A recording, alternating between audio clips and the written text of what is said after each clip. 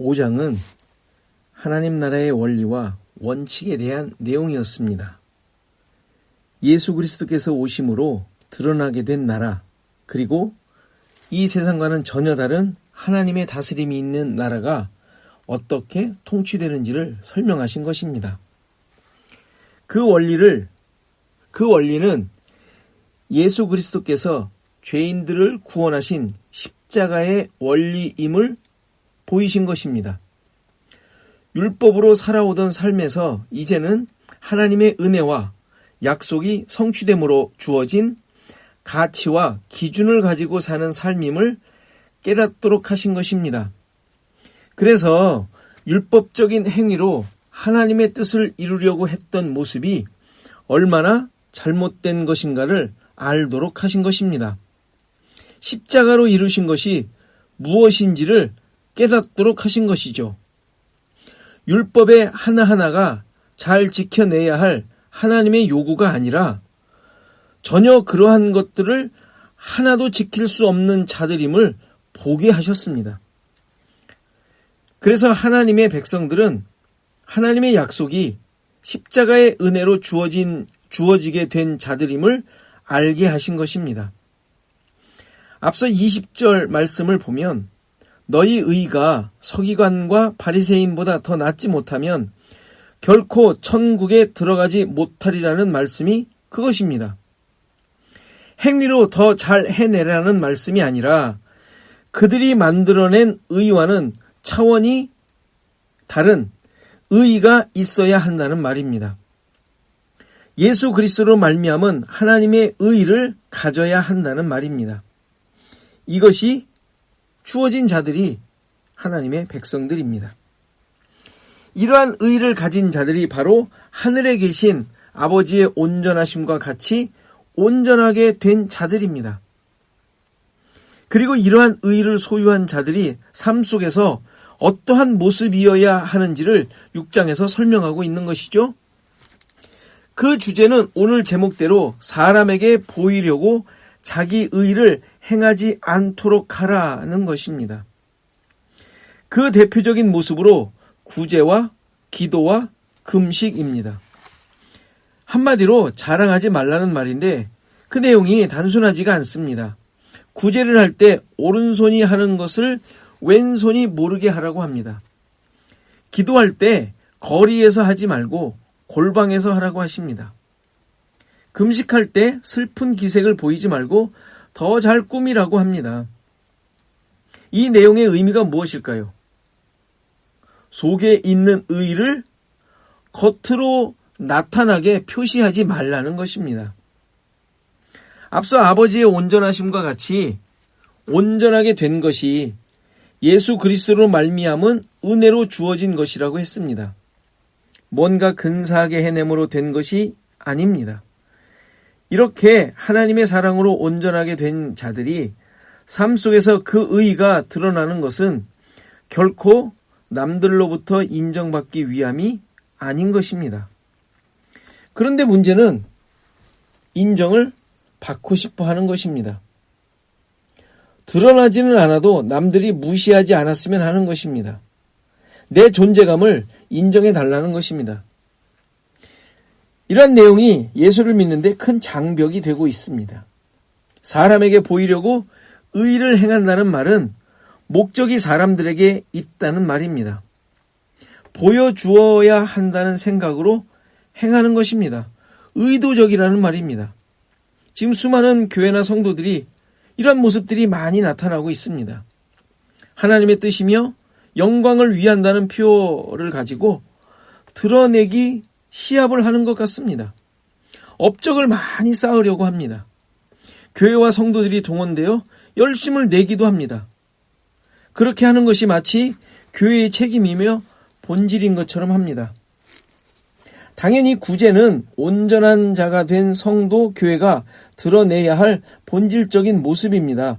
그것을 하지 말라는 말이 아닙니다. 그런데 지금 지적하고 있는 것은 그것이 드러냄, 자랑, 나의 의, 업적으로 남기는데 목적이 있다는 것입니다. 이것이 어떻게 확인되죠? 교회 내에서 성도들 간에 화합이 되지 않습니다. 내 마음에 들지 않는다는 것입니다. 목적이 내가 원하는 것에 있습니다. 세상으로부터 인정받아야 되지 않느냐고 합니다. 이것이 구제의 목적이 되어 있지 않느냐 이 말입니다. 구제와 같은 선행을 베푸는 데 있어서 수많은 말과 문제가 생긴다는 자체가 나 자신이 어떤 자격을 가지고 주장하고 있다는 증거인 것입니다. 하나님의 백성들에게 있어서 어떤 모습이든 말씀을 쫓는 것이라면 그렇게 하는 확실하고 분명한 이유는 하나뿐입니다. 무엇이죠? 구원받은 자라는 사실입니다. 신명기 15장에 보면 이스라엘 백성들이 가나안에서 구제를 해야 할 것을 명령하시는 내용이 나옵니다. 7절부터 보면 내 하나님 여호와께서 내게 주신 땅 어느 성읍에서든지 가난한 형제가 너와 함께 거주하거든 그 가난한 형제에게 내 마음을 완악하게 하지 말며 내 손을 움켜쥐지 말고 반드시 내 손을 그에게 펴서 그에게 필요한 대로 쓸 것을 넉넉히 꾸어주라. 삼가 너는 마음에 악한 생각을 품지 말라. 곧 이르기를 일곱째 해 면제년이 가까이 왔다 하고 내 궁핍한 형제를 악한 눈으로 바라보며 아무것도 주지 아니하면 그가 너를 여호와께 호소하리니 그것이 내게 죄가 되리라. 너는 반드시 그에게 줄 것이요 줄 때에는 아끼는 마음을 품지 말 것이니라. 이로 말미암아 내 하나님 여호와께서 내가 하는 모든 일과 내 손이 닿는 모든 일에 내게 복을 주시리라. 땅에는 언제든지 가난한 자가 그치지 아니하겠으므로 내가 내게 명령하여 이르노니 너는 반드시 내 땅 안에 내 형제 중 곤란한 자와 궁핍한 자에게 내 손을 펼지니라. 여기에서 약속의 땅인 가나안에서 궁핍한 자들에 대한 구제와 긍휼 베품을 명하고 있는 내용입니다. 이러한 명령의 근거가 무엇입니까? 왜 이렇게 해야 합니까?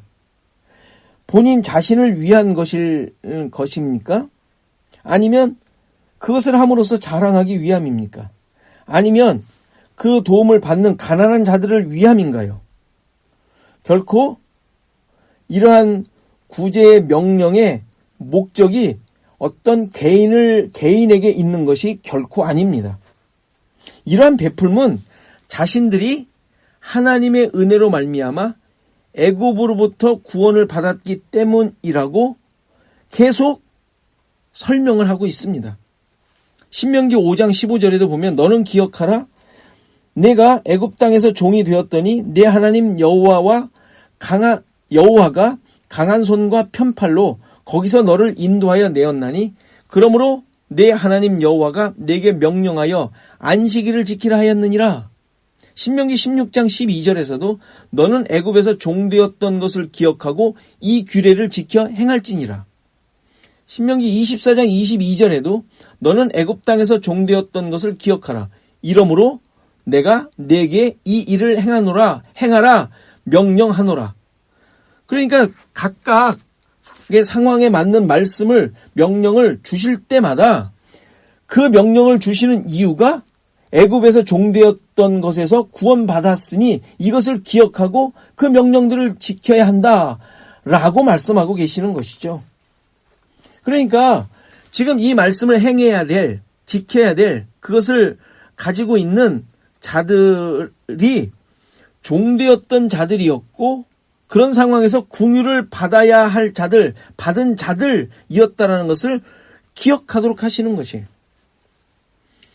그러한 엄청난 은혜를 받았기에 지금 자신과 같은 처지에 있는 자들에게 나에게 있는 내가 받은 은혜와 사랑을 넘겨주어야 한다는 것이 구제의 근본적인 이유입니다.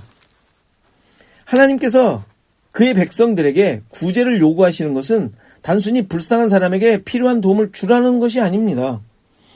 그러한 도움을 주는 사람들은 하나님의 백성이 아닌 수많은 사람들에게 늘 있는 일 아닙니까? 그러나 하나님의 백성들에게는 나 자신을 알고 하나님의 인도하심을 깨닫고 알기에 그 고백으로 그것을 하라는 것이죠. 하나님의 도우심, 구원하심, 긍휼히 여기심을 받은 자들이기에 그것으로 살아가는 자들임을 드러내는 것입니다. 따라서 구제를 하더라도 그것이 나의 의나 자랑이 될 수가 없습니다. 내가 가지고 있는, 내가 만들어낸 것을 주는 것이 아니라 나도 연약하여 도움을 받아 살아가는 자이기에 예수 그리스도로 말미암은 구원과 은혜를 받았고 그것을 이웃에게 흘려주는 것입니다. 이것이 자랑거리로 세상이 하는 구제와 근본적으로 다른 모습입니다. 이렇게 신자의 구제는 하나님의 뜻이 드러나는 것입니다. 생명을 주는 것이며 하늘의 것을 주는 것입니다. 이것이 바로 오른손이 하는 것을 왼손이 모르게 하는 것입니다. 보이기 위함이 아니라는 말입니다. 은혜를 나누는 것이며 나에게 없었던 것을 주는 것입니다. 거저받은 선물을 주는 것입니다. 따라서 구원받은 자들이 구제를 하는 것은 자기 것을 주는 것이 아니며 내 의를 드러내는 것도 아닌 것이죠. 또한 내가 주었는지도 모르는 구제가 됩니다. 주었는지도 모르니 자랑이 될 수 없는 것이죠. 나의 나된 것이 오직 은혜인 자이기 때문입니다. 이것이 은밀하게 하는 구제의 모습입니다. 우리가 잘 아는 마태복음 25장에 나오는 비유가 있습니다. 주님께서 오실 때, 인자가 오실 때 양과 염소를 구분하게 된다고 했고, 구분하신다고 했고, 양은 오른편에, 염소는 왼편에 두고 심판을 행하신다는 말씀이죠. 여기에서 그 두 편의 양쪽의 특징이 바로 구제에 대해 은밀함으로 한 편과 자랑스럽게 한 편이 드러나게 됩니다. 잘 알듯이 오른편, 양은 은밀하게 한 자들이고 왼편, 염소는 드러나게 한 자들입니다. 그런데 놀랍게도 오른편이 한 것은 지극히 작은 자 하나에게 한 것이에요. 즉 아무도 모르는 것이죠. 은밀하게 한 것이 된 것입니다. 그런데 이 누구도 모르게 은밀하게 한 구제, 자기도 모르게 한 구제인데 주님께서는 그것을 다 드러내 주시고 계시죠. 오늘 본문 4절의 마지막 부분의 헬라어 원문을 보면 공개적으로 라는 말이 그 말 끝에 있습니다. 이 양과 염소의 비유의 말씀을 그대로 표현하고 있는 내용이라고 할 수 있죠. 숨겨져 있는 줄 알았는데 은밀히 한 것인 줄 알았는데 근데 그것을 주님께서 다 공개적으로 드러내어 지금 갚아주고 계시는 것이죠. 따라서 구제는 의도적인 행위가 아니라 예수님을 믿고 구원받은 자들이 그 은혜에 따라 자기 부인의 삶을 살고 있는 모습을 그대로 보여주는 것입니다. 따라서 자기 부인의 삶 속에 나의 자랑과 내가 어떠한 의도를 가지고 하는 내용들은 있을 수가 없는 것이죠. 구제는 하는 것이 아니라 하나님의 백성으로 살아가는 삶을 말하는 것이기 때문입니다. 따라서 오늘 말씀에서 구제에 대한 말씀은 내가 어떤 의도와 목적을 가지고 열심히 살아야지, 말씀대로 살아야지 하면서 의도적으로 하는 것이 아니라 예수를 믿는 자가, 은혜를 입은 자가, 구원을 받은 자가, 죽어있던 아무것도 아닌 자가 생명을 얻고 하늘의 것을 받은 자로서 예수만 믿고 십자가만 의지하고 살아가는 자들이 삶 속에서 드러나는 일들이 구제임을 말해주고 있죠. 따라서 결론적으로 우리는 예수를 잘 믿는가? 정말 예수를 믿는 자로 살아가고 있는가? 은혜를 소유한 자로 살아가고 있는가? 은혜가 무엇인지를 마음속 깊이 새기며 자기가 누구인지를 깨닫고 살아가는가를 점검하는 기준으로 제시하고 있습니다. 여러분들 삶 가운데 이러한 은혜와 이러한 기쁨과 감사가 늘 넘치기를 간절히 바랍니다. 기도하겠습니다. 하나님 감사합니다. 여러 가지 상황들이 우리를 혼란스럽게 하고 우리의 상황들을 복잡하게 하며 또 옥조에 오고 있는 그런 수많은 문제들과 일들이 있지만 그러나 우리 가운데 역사하시고 우리를 인도하시며 목적을 가지고 행하시는 하나님의 뜻과 계획과 섭리가 있기에 믿는 자로서 늘 기쁨과 감사를 잃지 않게 됨을 감사드립니다. 우리의 삶 속에 이러한 놀라운 은혜가 넘치고 있음을 다시 한번 말씀 속에 기억하게 하시고 우리가 어떤 삶 속에서 또 어떤 상황 속에서 무엇을 해야 할지가 문제가 아니라 구원받은 자로서 우리의 인생이 하나님께 붙잡힌 자로서 영원한 것을 소유한 자로 살아가고 있음을 기억하고 주님만을 붙잡고 주님의 인도하심을 소망하며 주어진 삶 속에서 기쁨으로 모든 것을 감당하는 시애틀 주원학교의 모든 성도들 되게 하옵소서. 감사하고 예수 그리스도의 이름으로 기도하옵나이다. 아멘.